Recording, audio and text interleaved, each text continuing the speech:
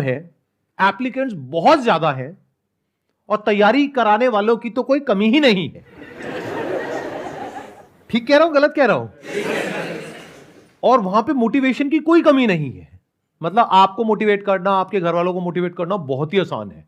जो भी आपके और आपके पेरेंट्स के, आपकी फैमिली के वाइल्डेस्ट पॉसिबल ड्रीम्स है, वो सब सच हो सकते हैं अगर ये हो गया तो अब आप किसी ऐसे इंसान से या किसी एकेडमी से मोटिवेट हो जाते हो और कहते हो कि मुझे तो यही करना है। एक बार ट्राई करते हो, नहीं हुआ, 2 बार करते हो, नहीं हुआ, 4 बार करते हो, नहीं हुआ, और इसको करने के चक्कर में आप जो भी कर रहे थे, जो आपका और दूसरा प्लान था, वो सब आपने छोड़ दिया। तो क्या ये गुड फेलियर है, बैड फेलियर है? बैड फेलियर है। बट मान लो अगर किसी ऐसी एकेडमी में आप गए और वहां पर आपने तैयारी करी अपनी उस ड्रीम जॉब की, लेकिन आपने सोच रखा है कि हाँ, इसके होने की पॉसिबिलिटी बहुत कम है, लेकिन मैं ये जो तैयारी कर रहा हूं या कर रही हूं, ये मुझे यहां पर नहीं, यहां पर काम आ जाएगी, तो अगर ये जॉब नहीं मिली तो ये तो मिल ही जाएगी। तो क्या ये गुड फेलियर है, बैड फेलियर है? गुड फेलियर है, क्योंकि अब आप प्रैक्टिकली सोच समझ करके प्लानिंग के साथ में रियलिस्टिकली आगे बढ़ रहे हो। और ये भी आपको क्लियर है कि ये जिसको आप प्लान बी कह रहे हो कि अगर ये नहीं हुआ तो ये, वो एक्चुअल में प्लान ए है। मैं दोबारा बोलूंगा ताकि ये बात आपके अंदर तक जाए। एक्चुअल में प्लान ए है जिसको आप प्लान बी बोल रहे हो।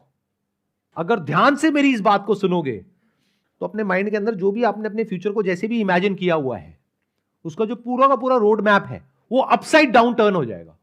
यानी आपका जो प्लान ए है वो प्लान बी बन जाएगा और प्लान बी आपका प्लान ए बन जाएगा। अगर ऐसे एक्चुअल में हो रहा है और ऐसे ही आप एक्ट कर रहे हो, ऐसे ही सोच रहे हो और आपके घर वाले भी ऐसे ही सोच रहे हैं, तो वो गुड फेलियर है, या वो फेलियर है ही नहीं, वो सक्सेस है। ये हमने बात करी जॉब के एंगल से। अब बात करते हैं बिजनेस के एंगल से, कि अगर आप अपना कोई काम करने के बारे में सोच रहे हो या अपने बेस पर कुछ कर रहे हो, वहां पर किसको गुड फेलियर कहेंगे, किसको बैड कहेंगे? एनीबडी जो कुछ बोलना चाहते हैं इससे related. Sir, I am a real estate agent. तो मैं एक कंपनी के साथ मिलकर काम करता हूँ जिसपे मैं एज ए कमीशंस ज्वाइन किया है मैंने। तो कमीशंस मेरी बन के आती है जैसे मैं सेल करता हूँ आगे। तो ठीक है, आगे अगर मैं परस्यू करता हूँ, पहले मैंने 6 मंथ का टाइम रखा था ड्यूरेशन की, मैं इस करियर को 6 मंथ देता हूँ। अब मुझे लगता है कि मैं इसमें जो टाइम पीरियड है वो 1 साल मैंने अपना कर दिया कि इसमें 1 साल देता हूँ अपना टाइम पीरियड, जिससे कि अगर मैं फेल भी होता हूँ ना सर, तो मेरा जो फेलियर है वो गुड फेलियर होगा, क्योंकि मुझे अच्छी खासी नॉलेज होगी प्रॉपर्टी की, जिससे मैं अगर दूसरे फील्ड में जाता हूँ कहीं से पैसा तो बनाऊंगा ना।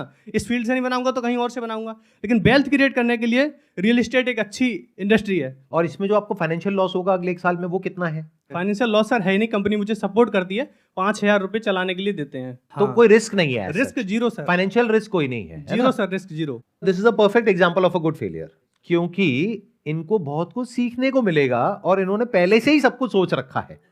तो ये जो कर रहे हैं उसका लॉन्ग टर्म में इनको बेनिफिट ही होने वाला है।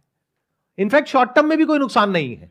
जो ये सोच रहे हैं अगर वो नहीं भी होता, यानी कि अगर बहुत ज्यादा आप डील्स नहीं क्रैक कर पाते, आपको बहुत ज्यादा कमीशंस नहीं मिलती, जैसा कि आप सोच रहे होंगे कि ऐसा हो जाएगा वैसा हो जाएगा, वैसा नहीं भी होता तब भी कोई बुराई नहीं है, राइट? और वैसा हो गया तो बहुत ही बढ़िया है। और बताइए कौन है जो कुछ बोलना चाहते हैं? नमस्ते। नमस्ते जी। सर, आपने जैसा कि बोला मैं यूपीएससी एस्पायरेंट हूँ, वो ड्रीम जॉब। लेकिन मैं तो यूपीएससी की बात नहीं कर रहा था। मतलब आपने यूपीएससी क्यों समझा? वो सर सबसे ज़्यादा उसी की वही ड्रीम जॉब है ना। अच्छा, तो फिर वही होगा। हाँ, ठीक यस सर। नहीं, ठीक है।